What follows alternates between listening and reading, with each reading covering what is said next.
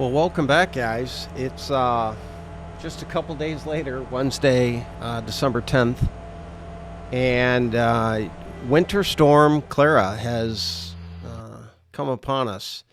Not a bad storm. It's really pretty out, and a little windy, but not terrible. The drifts aren't bad or anything like that. I'd say we got around maybe 6 inches of snow, but the density of the snow is pretty significant compared to the last time it snowed. It was super fluffy before, super easy to move the snow. This isn't like wet, sticky snow, like heavy snow, but it's definitely heavier and denser, but it's still very dry. It's cold, so it's going through the chute just fine. But it's obviously going to take a little bit more effort to remove it. Here I just kicked on the light above. I wanted to show you the difference of what it looks like with just the normal lights on the tractor versus when you turn the light bars on. There is quite a difference in the way you can see. You know, the light put's pretty amazing. I live out in the township. Those of you freaking out that I'm plowing on city streets, you can see the plow truck off in the distance there. Those are his lights. I live in a township, smaller community, and the guys that run the plow trucks are the same guys that are on the road crews in the summer, or doing construction in the summer for the township.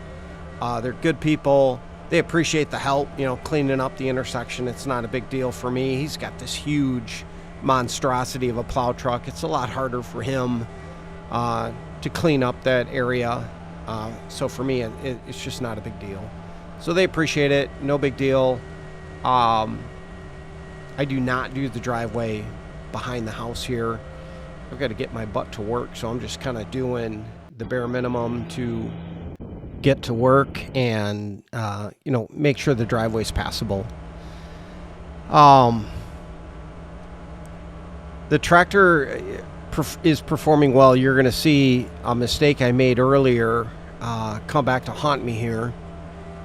Basically, I was spinning the tires trying to back up there pretty good, and I got real lucky because you'll see I'm going to chunk a rubber tire chain here. It's going to be laying. There it is, right there in the road. And I must have broke something loose when I was spinning those tires up top. It thankfully didn't, cut a tire or anything coming off. I just threw it in the cab of the tractor with me, and I'll throw that back on later. It didn't impact me too much. I'm sure I lost a little bit of traction, but again, the snow's real cold. It wasn't super slippery. So I was able to, persevere in my nice warm heated cab. At this point, the only work was being done by the tractor. Obviously, I did shovel off the vehicles and shovel my little entrance way, and then later on you'll see me do a little bit more work. But compared to years past, this really is living the life. I'm in a nice warm heated cab, away from the elements. I'm in, enjoying this. This is nice.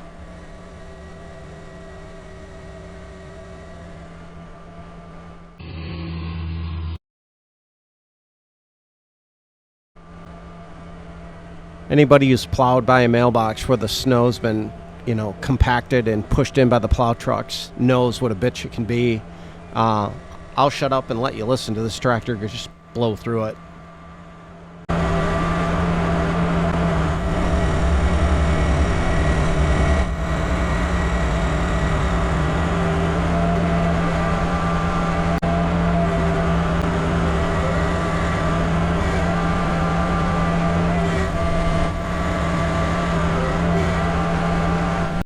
I know the audio is not the best, but you really can't hear anything in the engine bogged down. You can't see the RPMs change. They sit there when I'm plowing. It's at 2,200 RPMs. When I hit that big, thing of snow, RPMs don't drop at all. It just sits there at 2200. Temp gauge doesn't even move. Turbo kit's working really well. Very happy with it.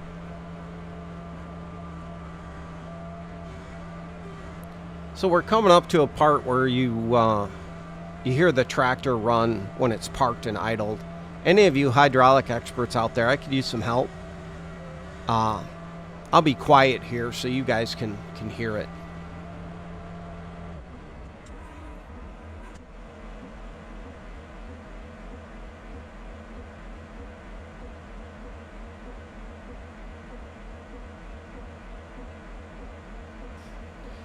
What's going on, you'll see it in the blink cameras, but the 3-point's just constantly going down, and you hear the pump turn on to pull it back up.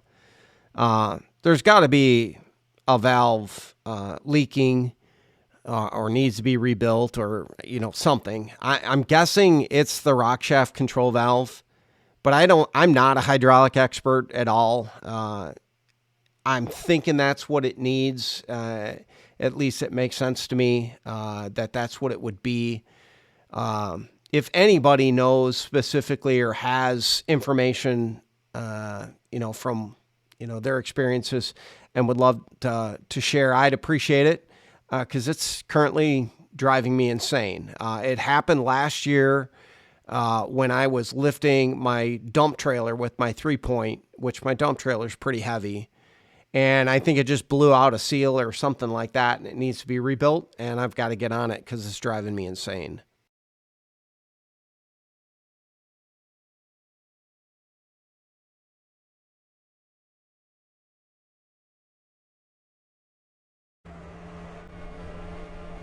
All right, we're going to hit the neighbors. Got to make sure he's at least my part's done before I go to work.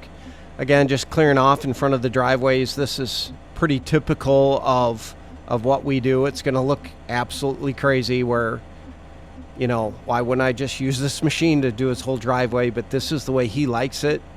And again, nice guy in his 90s, been a great neighbor for, 20 years.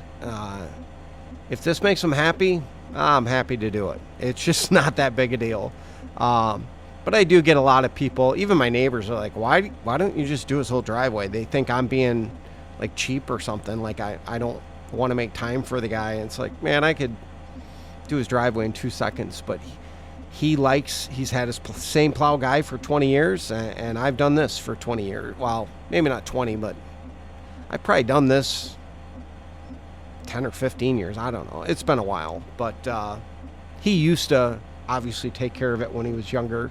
But it's, he's getting up there now. So anyway, just shovel in front of the doors, and I'm done. And the plow guy will do the rest. I'll just kind of come back later and clean up when I do my gravel drive in the back.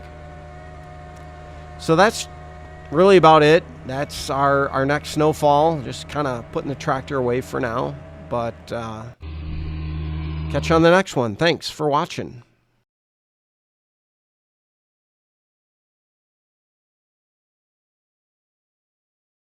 Just wanted to say thanks again for watching, and we'll see you on the next one.